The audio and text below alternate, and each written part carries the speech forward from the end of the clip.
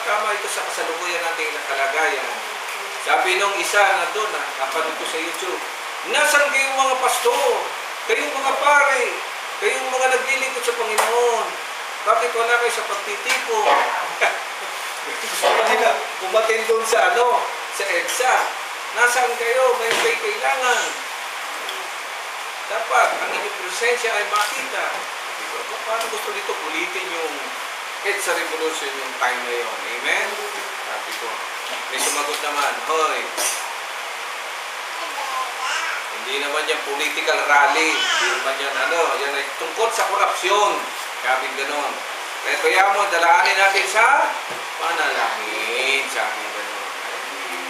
Sabi ko, wala talaga po, Romans, chapter 13. Yan. Ulitin natin, ang bawat tao ay pasakop sa mga pinuno ng pamahalaan sapagkat walang pamahalaang hindi mula sa Diyos at ang pamahalaang umiiral ay itinatag ng Diyos. Kaya nga ang lumalaban, ayan dapat basahin niyo ito. Sa pamahalaan ay lumalaban sa mga itinakda ng Diyos at lalapatan ng parusa ang sinumang lumalaban. Tayo manalangin ng Diyos. Maraming salamat sa pagkakataon. Pag-aralan po namin ang tuklasin ang katotohanan ng mga talatang ito sa pagpagitan po ni Apostol Pablo. Lord, bigyan po ninyo kami ng magandang biyaya, ng karunungan, better understanding. Pagparahin po ninyo ang lugar na ito, Lord, ang bawat sa amin na tatanggap ng mga salita. Always, Lord, God sa inyo kami nagtitiwala and guide us to the truth. In Jesus' name, Amen. Nung nakaraan po, ay hindi nga po tayo natapos at dito po natin ipagpapatuloy ito. At parang bilang review, makita natin yung pinag-usapan natin yung iba't ibang klase ng gobyerno. At ang sabi po natin doon sa review, ang unang gobyerno po ay theocracy na tinatawag. Andun yung pangalang Theos o Greek word na ibig sabihin ay Diyos. So ito ay pamamahalang pinamumunuan ng Panginoong Diyos. Ganun po yung una. Makikita po natin yan nung panahon ni Moses. Pagkamat sila mga kapatid ay pinangako ng lumang pangako, pero hindi nga po natupad yun dahil gumawa ng sariling diskarte. Mabigat, no? Bakit nga ba minsan yung mga anak ng Diyos o lingkod ng Diyos mahilig gumawa ng diskarte, no? At ang itinuturo yung Diyos, ito sabi ng Diyos, ito sabi ng Diyos. Uy, binanggit po natin yan, Sa panahon natin ngayon, hindi nyo na makakausap na direkta ang Panginoon Diyos. Wala na pong ganun. Tayo po ay kinakausap sa pamamagitan na lang po ng Espiritu. Ang Espiritu po ay nangungusap sa ating isip at nangungusap sa ating mga puso. Wala na pong favoritism, no? Hindi na po katulad ng panahon ni Moses na talagang direkta pa nakakausap ng mga propeta. Sa ngayon po, wala na. Sa huling araw daw, sino nakipag-usap sa atin? Ang sabi daw sa pamamagitan ng kanyang bugtong na anak. No? Ang kanyang bugtong na anak na po, ang Panginoon sa Kristo na po yung last. Amen. Kung nagkakaroon ngayon ng prophecy sa church, ito para sa ikatitibay, ikaunlad ng church. Hindi po ito para sa individual. Wala na pong gano'n. Ano po? Yung sabihin, uy, anointed si pastor, uy, anointed si brother na gano'n. Wala na pong gano'n. Kung makikipag-usap ang Diyos sa pamamagitan ng Holy Spirit, ito po ay para sa lalakas ng kabuuan ng church. Amen. Now, doon din nabanggit natin na nung panahon ng Panginoon Kristo, sila po ay nasa tawag ng foreign na government. No? Ang namamahala po doon ay ang Roman Empire. Ang Roman Empire, mga kapatid, ang pinili. No? Kasi yun na lang masasabi ko, pinili ng Diyos na panahon para ipanganak ang Panginoong Jesucristo. Now, ang Roman Empire ay isa sa pinakamalupit na empire ng time na yon. Kung naalala niyo yung pinag-aralan natin sa history ng high school, ay makikita niyo yan. No? Okay, social studies yata. Ako na kami social studies po kami. Araling panlipunan. Okay. So pinag-aaralan din yung iba't ibang ng society o lipunan. Ang Roman Empire ay isa sa pinaka matagumpay na ng empire dahil halos lahat ng mundo nasakop nila no? Lalo na sa Middle East, nasakop po nila yan. Kaya lang, pastor, yun na naman, kaya lang, nawasak din po ang Roman Empire dahil sa mga namiminuno. Nagkaroon po dyan ng division, nagkaroon po ng pagkanya-kanya, hanggang sa na-divide po yan, bumagsak po yung kaya niya. At yan ay tinalo ng mga Muslim, ng Islam. Muslim po tumalo sa kanila. Na, ang tumalo sa Roman Empire, ang Roman Empire kasi, ano sila, religious people po yan. Kailangan sila po, ang paniniwala nila sa Diyos, marami po. Marami po silang Diyos. Minana po nila ito sa Greek culture. Ang Greek culture po ay naniniwala sa marami ring Diyos. May Diyos Ama, merong asawa yung Diyos, meron din pong anak ng Diyos, ano? Para ano, meron din po silang tinatag na Son of God. Alam na po nila yan. Meron din sila, katulad ni Mercury, yan po ay Diyos po. Hindi po na Mercury drug. Yan, nakagano si Mercury, yan po ay messenger kasi siya. Siya po yung tagadala ng balita. So, tapos meron silang gera, Diyos ng gera, si Mars, tapos meron silang Diyos ng mga patay. Noong time na yon, ang pangalan ay si Hades. Diyos po yun. Diyos-Diyosan. Si Hades po ay Diyos-Diyosan. Yan. So naniniwala rin sila na pag namatay isang tao, tatawid siya sa isang ilog. Ang tawag po doon sa ilog ay Styx. S-T-Y-X. Na paborito ko pa namang rock group singer ng time na yun, yung The Styx.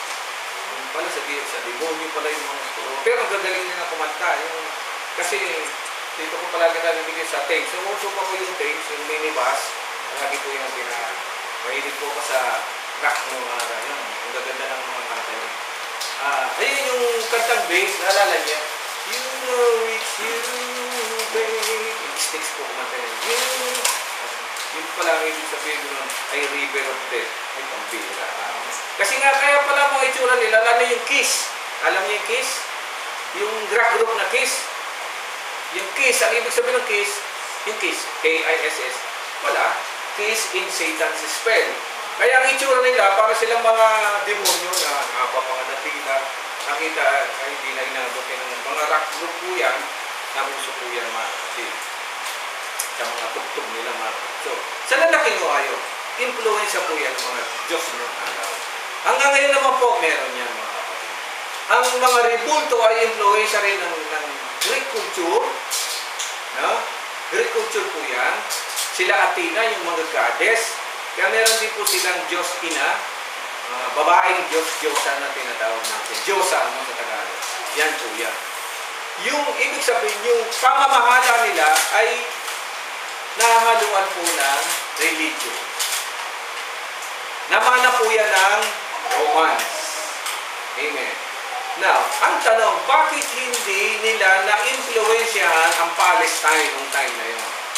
Palestine po kasi ang tawag nung time na yun doon sa lugar ng Panginoon. So, kung tandaan ninyo, wala na po ang bansang Israel noong time na yun. Wala po. Ang lugar nila ay kinukonsider na probinsya ng Roman Empire.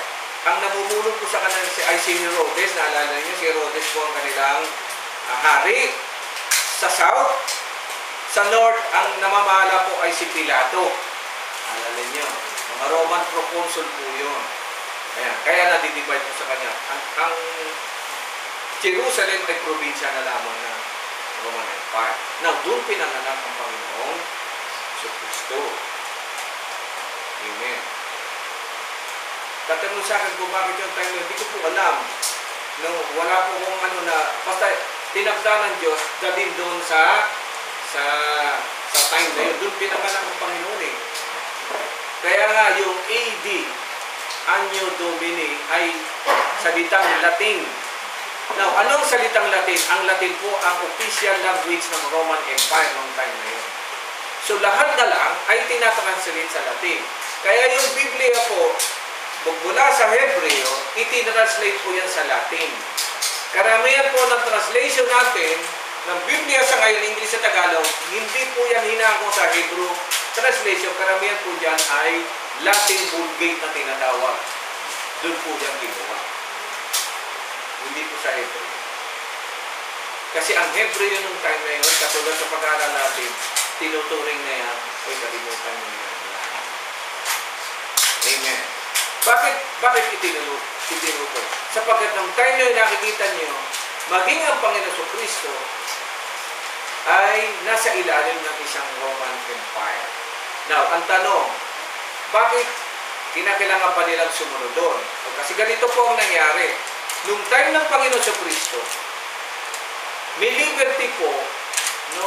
Siguro hindi po na rin ang Panginoon Diyos yung Emperor, na pabayaan ang bansang Israel na tuloy nila yung kanilang pananampalataya. Naintindihan po ninyo? Hindi po sila pinilit na sumamba sa Roman rule. Natandaan nyo? Dapat sasamba sila kay ang pangalan po ng Diyos Ama nila si Jesus sa pangalan. Si Jesus po mayroon pong anak yun. Tapos, may asawa. Tapos yung Diyos po may anak. Kailangan niyo si Hercules. Kung anak po ng Diyos yun. Kita nyo? Mga ganon. Maraming anak yan. Meron po tayong mga pelikulang ganyan na napalabas sa sinihan na kapag ang tema po ay patungkol sa mga Roman Empire agriculture, makikita nyo, hindi nawawala doon yung mga Diyos-Diyosa. Like for example, sino ang Diyos-Diyosa ng dagat? Kilala niyo yung Diyos-Diyosa ng dagat?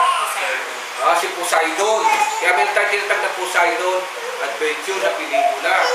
Tapos yung latest na yung The Gladiator. Alala niyo sa yung pelikulang The Gladiator.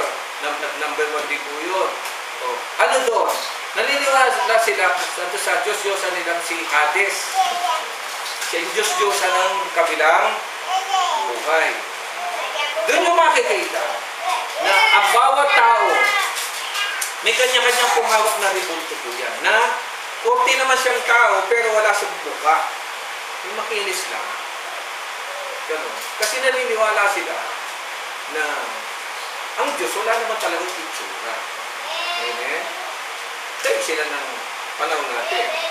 Sa atin, may itsura Diyos, di ba? Magkangos ang ilong, ganito, ganyan, dinadamit na. Sa kanila talaga, ang kanilang Diyos-Diyos, plain na kahoy po yan, na may korte lang, ganun lang.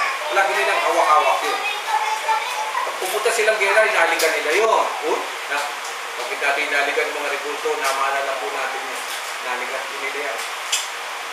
Tapos ilalagay po yan sa damit, lalaban po yan sa gera. Ano ang nasa sa isip nila? Iingatan sila ng kanilang mga Diyos-Diyosan. Sa Pilipinas naman na po natin, ang tawag po natin yan, anito. Yung nakaupo na kanin. Sa Baguio, marami yan. Amen?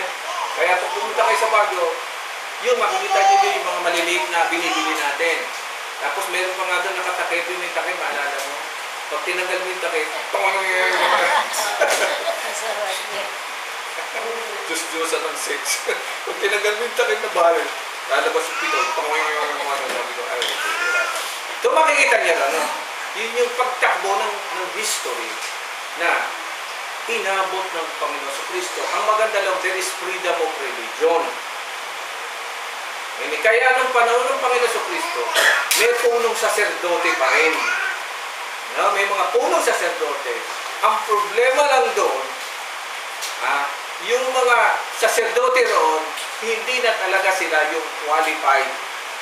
Gusto nilang magagalit sila na saserdote.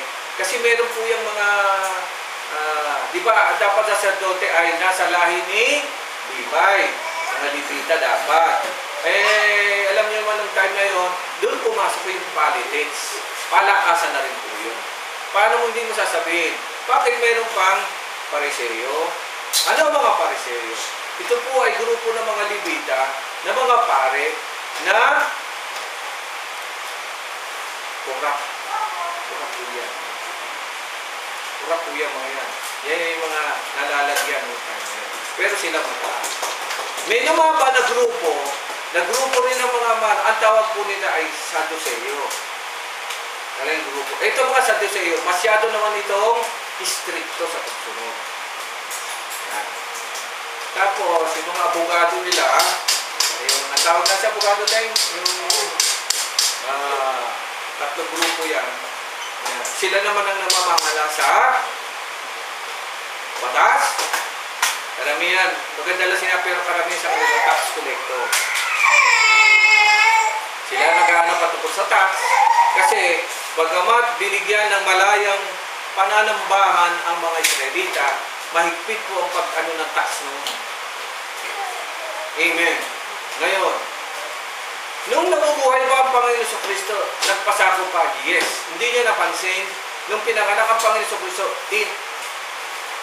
pumunta sila sa Jerusalem para ano? Iya, mag-census. Ang sila magagawa. Diba? Saan sila nakatira? Sa Galilee. Sa kabila po yun. Pinanganak ang Panginoon sa Kristo dito sa Nazareth. So dito po sa ilalim yun. Kailangan pa nilang pumunta ron para magpa-register. Ganun po kahigpit ng Panginoon. Pag wala ka registration, papatayin ka. So yun yung konteksto ng pamahalaan kinabuhayan ng Panginoong Jesucristo. Pero makikita mo ron, di isang paglabag sa batas walang ginawa ang Panginoong Jesucristo. Pero yung mga reliyosong tao, napakarami. Yun yung istorya. Kaya nagkakaroon sila ng pagtatalo kasi yung dapat magpatupad ng batas, corrupt. Tapos yung isang simple na, naiinis sila.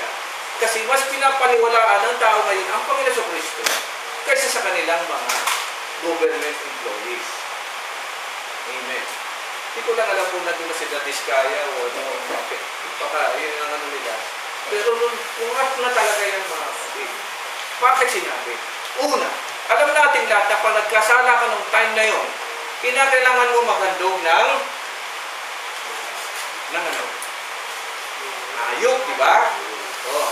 Ang bilin doon, dapat pag nagandog ka ng hayop, walang kapansanan. Perfect, hindi pwedeng bulag, hindi pwedeng pila, hindi pwedeng ganito. Kailangan perfect. Ay walang mahanap na perfect. Anong gagawin? Palagay nyo anong gagawin? Boss. Hindi siya sa daw tayo, boss. Ano ba ito? Hindi, hindi konting ano. Ang problema, ano mo na lang ito?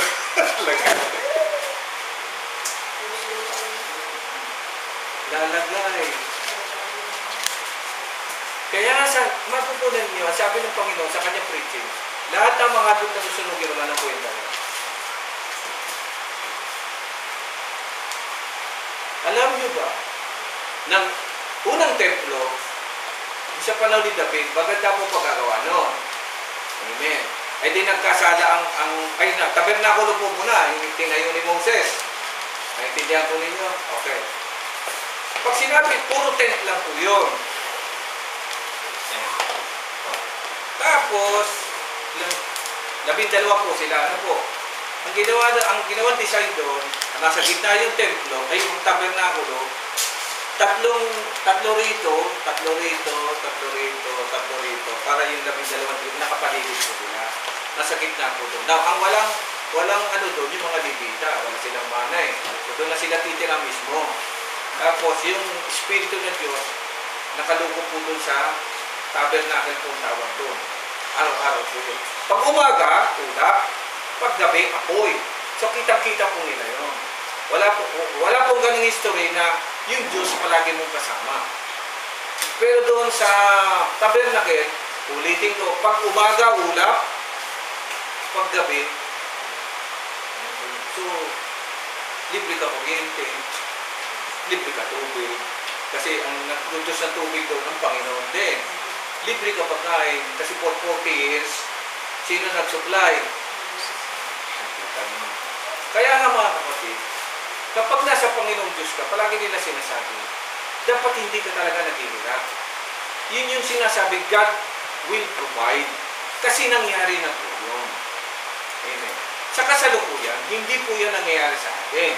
Ang nangyayari sa atin, yung sumpa pa rin kay Adan na pagpapawisan mo, ang kakainin mo. Ganun pa rin ang nangyayari. Pero sa bansang Israel, dahil sila ay pinili, makita ninyo doon, walang ganun. Kaya nga, sa pangangaral ng Panginoon, palagi niya sinasabi, bakit nyo isipin ang inyong kakainin, iinumin, garanting. Ang mga bagay na yan ay iniisip lang ng mga walang pananampalataya sa Diyos. Kasi historically wise, naranasan nila yung sunod. Amen. Na, pinigay mabuti. Ito ang design. Ha? Hinati po sa tatlo ang tabernakulo. Sa labas ng tabernakulo, doon lang kayo. Sa pangalawang parte, holy place, doon lang susunugin yung inyong mga noon wala pang korupsyon kasi si Moses pa. Tapos, isang beses, isang taon, sa huli makikipagharap yung punong saserdote para sa kasalanan. 40 years po ganun yun. Matagal po nun. 40 years, libre tubig, libre pagkain, libre Diyos, walang bumastos, ando ka lang, wala nga cellphone, walang mall, pero ando naman yung ano nila. Bakit 40 years, Pastor? Alam niyo yung istorya, bakit 40 years? Magmula po doon sa Egypt, hanggang sa lupang Kanaan, 40 days lang po dapat. 40 days lang po dapat nandun sila. Bakit tinapot ng 40 years? Paano ba naman? Sabi ng Panginoon, libre na kayong pagkain. Ganito mga anak ng Diyos. Tuwing umaga, kuha kayo ng mana. Yung mana po, question po yun. Ang ibig sabihin ng mana, ano yan? Kasi hindi nila alam kung ano yun eh. Kaya tawag lang nila, uy, kumuha na kayo ng ano yan. Amen? Ang naintindihan ninyo. Ang kukunin ninyo, ano lang, sapat lang sa araw ngayon. Pagdating ng Biyernes, ang kukunin mo, kasi hindi pwede kumuha ng araw ng Sabat kasi pahinga na. Kukuha ka na ngayon ng doble pang Sabat. Diba? Wala naman delivery katulad ni Pastor Eric ng araw.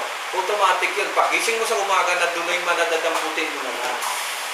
Talaga naman. Yung iba talaga naman. Palagi na lang may may reserva. Kurak talaga. Kukuha talaga ng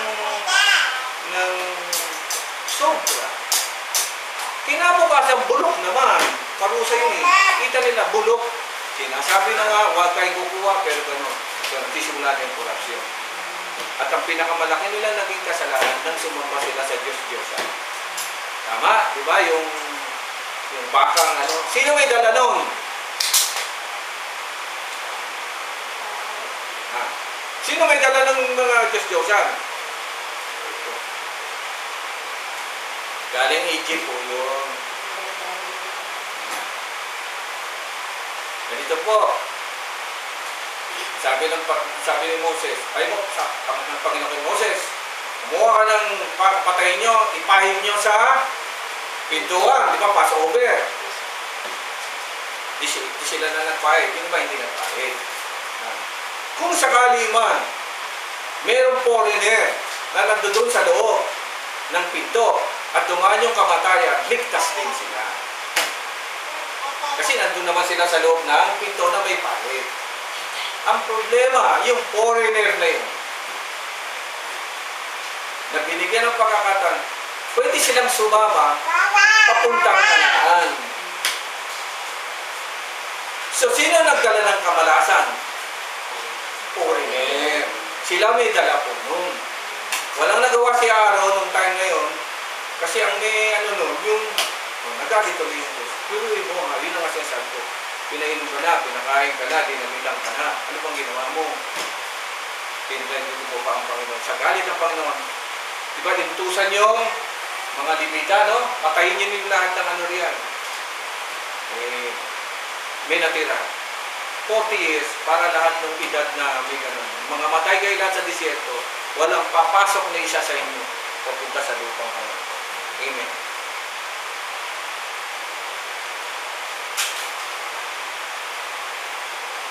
Yun ang ugali, yun ang katangian ng Panginoon Diyos. Walang nakalulusot na palpak pagdating sa gawain ng Panginoon Diyos. Kahit lumabag ka pa dyan, tatanggapin mo ang parusang nararapat sa isang lumabag.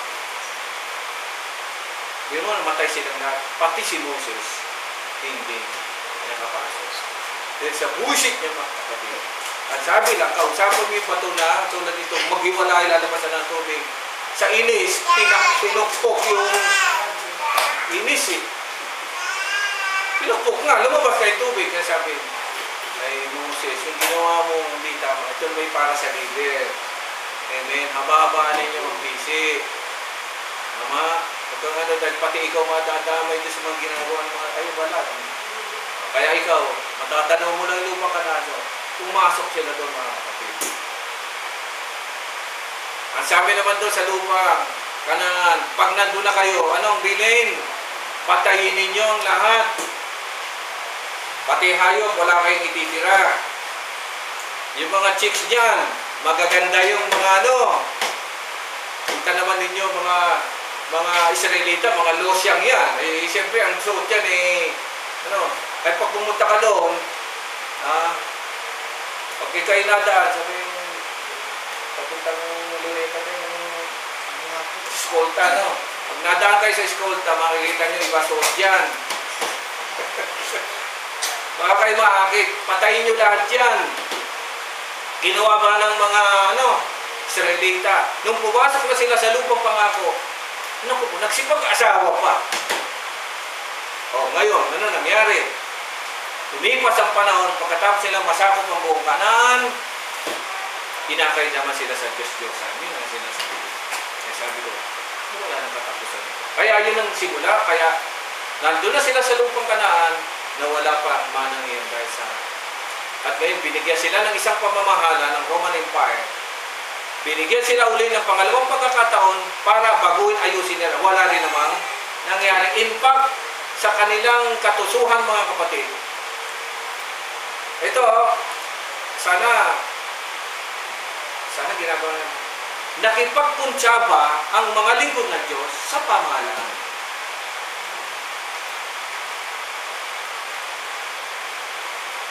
Yung isa nating senador, na anak ni, huwag natin pangbitin.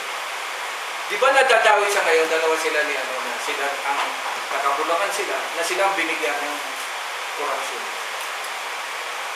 Sabi ko, yan ang problema. Kapag ang isang lingkod ng Diyos ay pumasok sa politika, madadamay at madadamay kayo. Ayan ang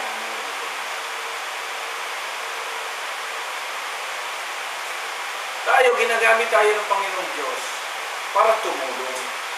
Pero hindi ka para mamulong. Dahil pamumunuan mo. Wala. Lalo na democratic country katulad ito, na ang boses ng mamamayan na nasusunod ay talagang maano ka sa korupsyon na. Pero tandaan ninyo mga kapatid, nandito pa rin ang bilin, igalang ninyo ang namamahala. Sapagkat ginawa yan nila Moses.